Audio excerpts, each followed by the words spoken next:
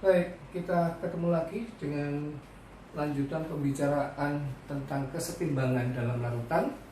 Kali ini topiknya adalah kelarutan dan tetapan hasil kali kelarutan.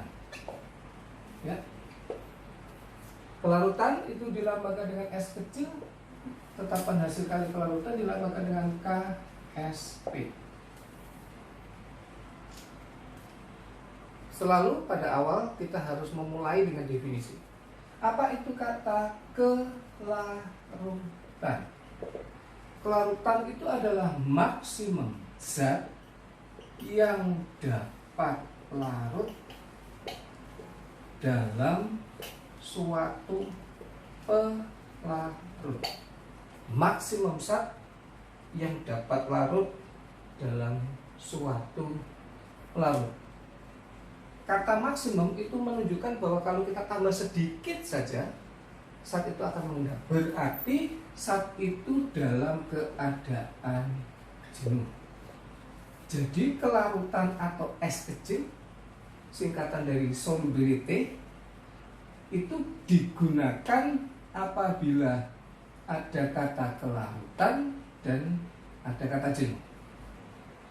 Sedangkan KSP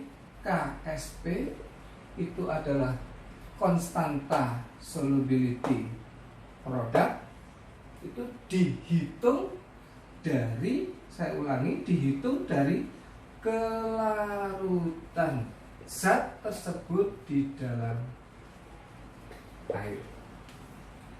Jadi kelarutan KSP itu dihitung dari kelarutan zat di dalam air. Saya berikan contoh seperti ini. Misalnya kita punya kelarutan Ag2SO4 itu di dalam air itu adalah 2 kali 10 pangkat min 5 molar. Maka misalnya hitung KSP Ag2SO4. Yang mula-mula kita lakukan adalah menguraikan senyawa tersebut. Ag2SO4 kita uraikan menjadi ion-ionnya. AgSO4 Ya, karena ada kata kelarutan kita boleh menggunakan S. Berarti di sini S, di sini 2S, di sini S. Jadi KSP Ag2SO4 itu adalah sama dengan konsentrasi Ag plus kuadrat dikalikan SO4 2-.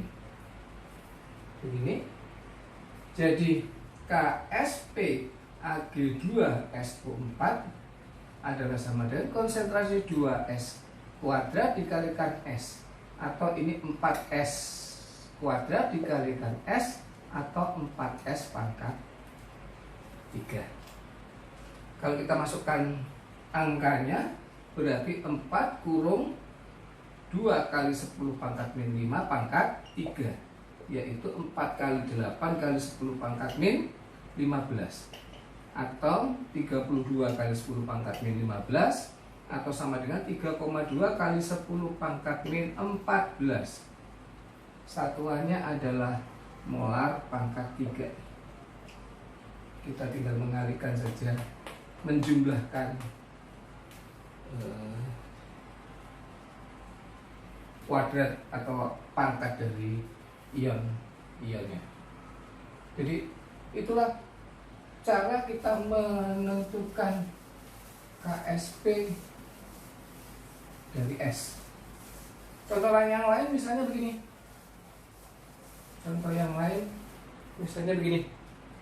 Misalnya dalam keadaan jenuh itu MgOH 2 kali mempunyai pH sama dengan 10.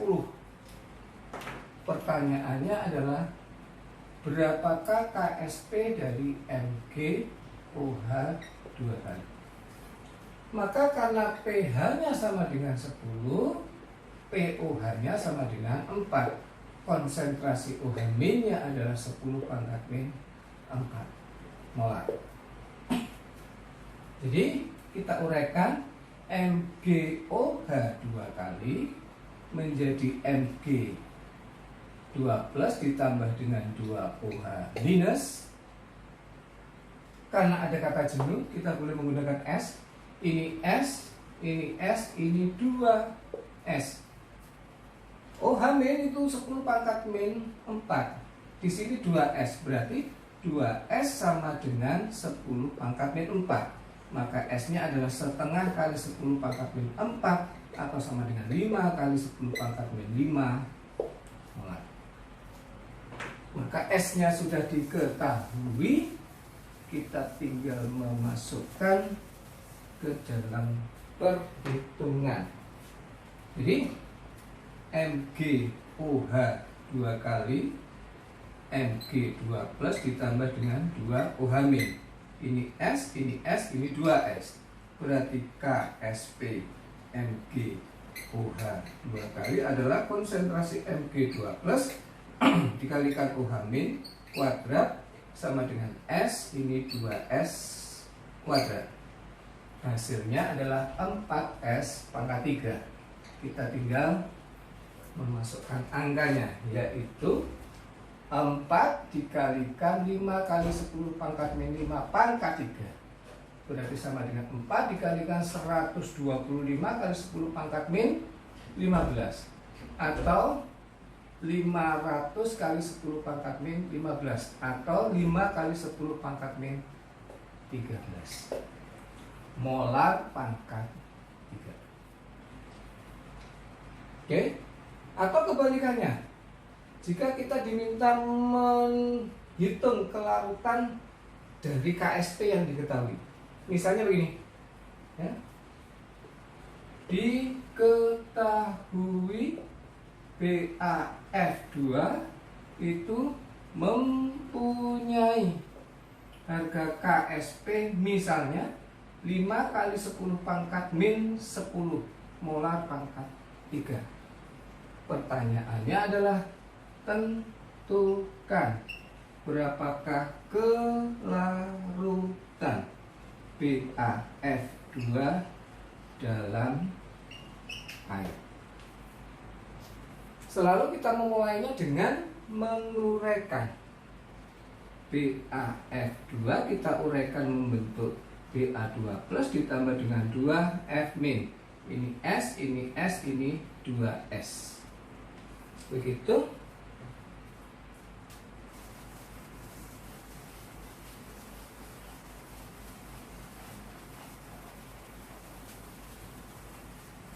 Maka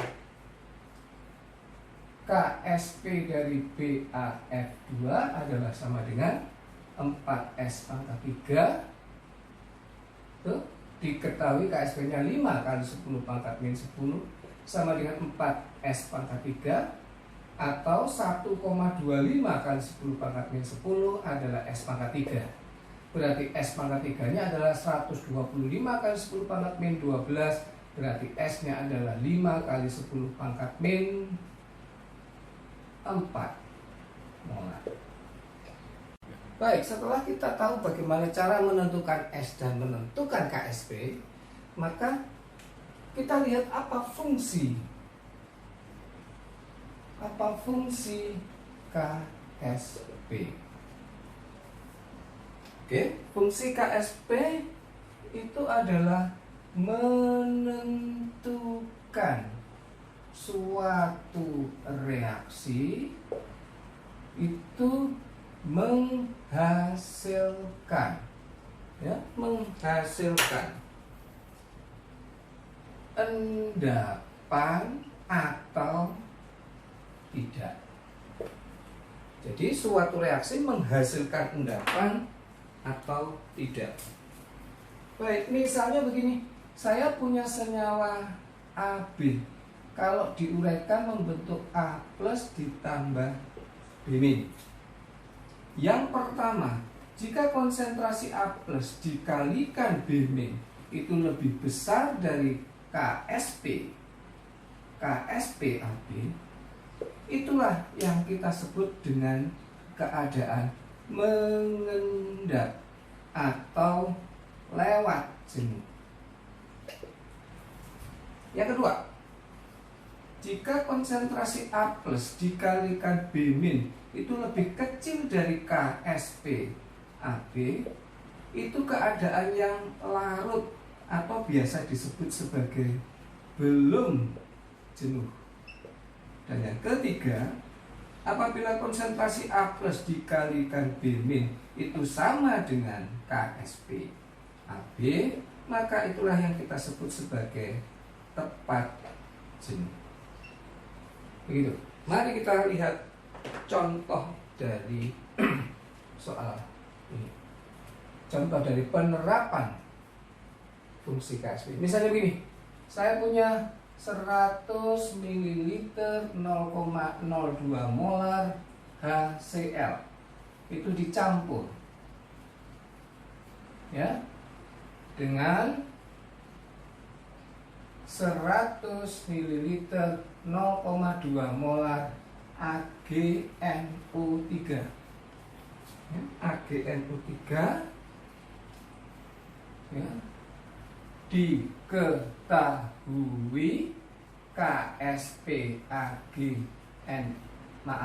diketahui KSP AgCl adalah 10 pangkat min 6. Misalnya demikian.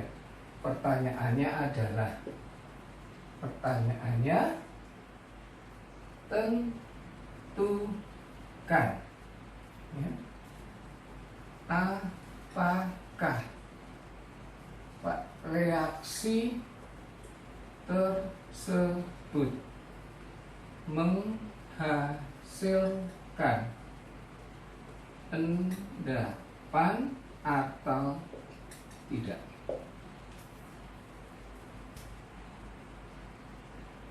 Cara menjawabnya adalah kita reaksikan dulu. HCl ditambah dengan AgNO3 akan menjadi AgCl ditambah dengan HNO3. Fungsi kita mereaksikan ini adalah menentukan apakah ada hasil dari senyawa itu yang diketahui KSP-nya. Ini ada, berarti kita kemudian menghitung konsentrasi Ag plus campuran. Kita mencari konsentrasi Ag plus campuran, yaitu M1V1 ditambah M2V2 per V total. M1V1 ini adalah untuk senyawa yang pertama, yaitu HCl. M2V2 untuk senyawa yang kedua, yaitu AgNO3. Jadi konsentrasi Ag plus campuran dalam molaritas di senyawa pertama tidak terdapat ion Ag plus, maka dia 0 ditambah. Oke. Senyawa kedua ini 0,2, volumenya 100, per volume totalnya adalah 100 ditambah 100. Maka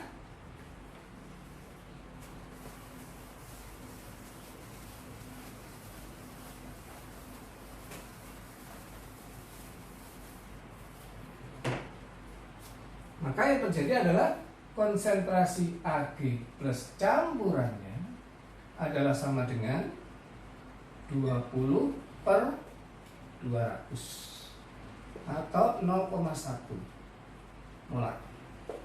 Sedangkan konsentrasi Cl min campuran adalah rumusnya sama, M1V1 ditambah M2V2 per V total. Oke, di mana Cl min-nya 0,02, volumenya 100, di senyawa kedua tidak ada Cl, berarti dia 0, per P totalnya adalah 100 ditambah 100. Berarti ini sama dengan 2 per 200 atau 0,01 molar. Maka kemudian konsentrasi Ag plus campuran, kita kalikan dengan konsentrasi Cl min campuran. Berarti sama dengan Ag plusnya adalah 0,1 dikalikan 0,01. Berarti 0,0001 atau 10 pangkat min 3.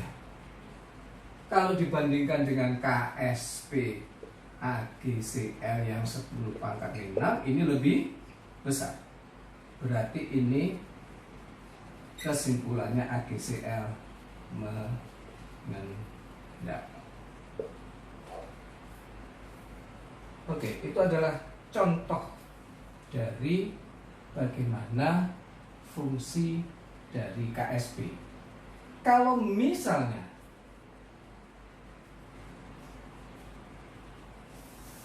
yang ditanya tidak hanya kita menentukan mengendap atau tidak, tetapi sampai kita diminta untuk menentukan bagaimana atau berapa besar atau massa dari endapan yang terbentuk. Maka ingatlah, kalau kita mengenal KSP, saya ulangi, kalau kita sudah mengenal KSP, maka setiap endapan yang terbentuk pasti ada sedikit endapan yang terlarut kembali. Nah, saya ulangi, kalau kita sudah mengenal KSP, itu pasti kalau ada endapan yang terbentuk, itu pasti ada sebagian endapan yang larut kembali. Dengan N endapan yang larut kembali, ya, N endapan yang larut kembali itu sama dengan S dikalikan volume total. Oke. Nanti N endapan yang diperoleh itu sama dengan N endapan total dikurangi N endapan larut kembali. Kalau ini kita terapkan pada soal kita, maka yang pertama yang kita harus lakukan adalah mereaksikan terlebih dahulu, yaitu HCl ditambah dengan AgNO3 menjadi AgCl ditambah dengan HNO3. Mula-mula bereaksi sisa. Ya. Kalau kita kalikan, ini adalah 2, ini 20. Ya. Yang habis adalah HCl 2, 2, 2. Habis, ini sisanya adalah 18, ini 2, ini 2. Baik, ini yang kita sebut sebagai NaGCl total. Ya. Maka kita mencari N endapan yang larut kembali. Kita tahu tadi KSP dari AgCl itu adalah 10 pangkat min 6 molar kuadrat. Kalau kita uraikan AgCl, kita uraikan jadi Ag plus ditambah Cl min, ini S, ini S, ini S, maka sebelah kiri saya hapus terlebih dahulu.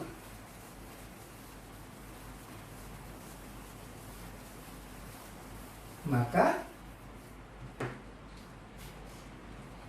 KSP dari AgCl adalah konsentrasi Ag plus dikalikan Cl min, berarti ini S, berarti S kuadrat. KSP-nya 10 pangkat min 6, maka S-nya adalah 10 pangkat min 3 molar. Jadi, maka N dari endapan yang larut kembali adalah 10 pangkat min 3, kita kalikan volume totalnya 200. Seperti ini, min 1 berarti 0,2 milimol. Maka N endapan yang diperoleh adalah N totalnya 2 dikurangi endapan larut kembali 0,2, berarti 1,8 milimol.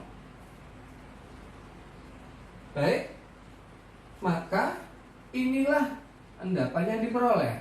Maka kalau kita diminta untuk mencari berapa masanya, N itu adalah massa per mR, berarti massa dari AgCl yang kita peroleh adalah N-nya 1,8 kali 10⁻³ mol dikalikan mR-nya AgCl gram. Nah, itulah contoh bagaimana kita jika diminta untuk menentukan berapa endapan yang terbentuk. Misalnya dikembangkan lagi, saya ulangi, dikembangkan lagi misalnya. Misalnya diminta berapakah molaritas Ag+ setelah terjadi kesetimbangan. Ya, misalnya demikian, saya hapus yang di atas. Reaksi ini tidak saya hapus. Maka kalau diminta berapakah molaritas Ag+ setelah kesetimbangan terbentuk. Ya, molaritas Ag+ itu berasal dari AgNO3 yang tersisa dan berasal dari AgCl yang terlarut kembali. Maka molaritas Ag+-nya adalah berapa milimol? 18 ditambah 0,2 per volume totalnya adalah 200 atau 18,2 per 200. Begini molar. Baik, itu adalah bagian pertama dari pembicaraan kita tentang S dan KSP. Terima kasih.